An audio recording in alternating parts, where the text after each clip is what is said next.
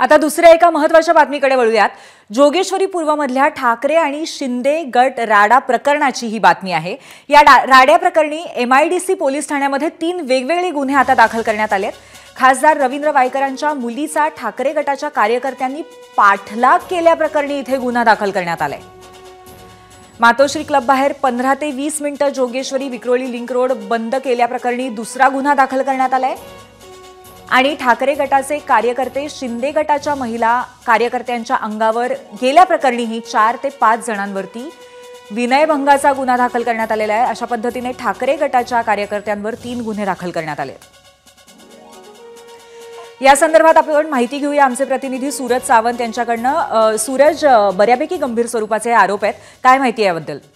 पूर्वी नक्कीच काल मध्यरात्री राडा झाला होता आणि शिंदे गट आणि ठाकरे गट एकमेकांच्या समोर आले होते। ठाकरे गटाचं म्हणणं होतं की रवींद्र वायकर यांच्याकडनं भेटवस्तू मतदारांना आकर्षित करण्यासाठी वाटल्या जातात आणि यावरूनच ही संपूर्ण जी होती घटना घडलेली आहे। या घटनेनंतर मात्र प्रामुख्याने जर आपण पाहिलं तर जेवी आला हा अडवून ठेवण्यात आला आणि त्यामुळेच त्यांच्यावरती जो पहिला गुन्हा आहे तो दाखल करण्यात आला।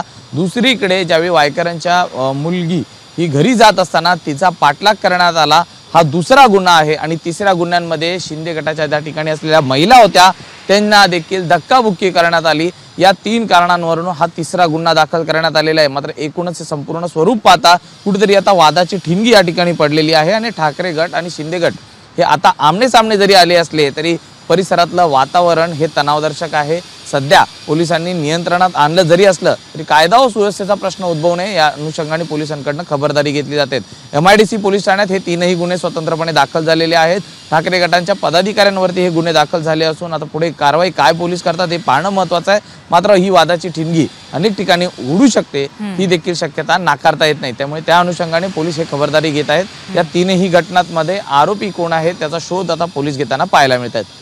पूर्वी धन्यवाद सूरज। ही वादाची ठिणगी खरोखरच मतदानाच्या दृष्टीने आणखीन कुठेही न पसरणं फार गरजेचं आहे। धन्यवाद आपण दिलेल्या माहितीबद्दल। ABP माझा, उघडा डोळे बघा नीट।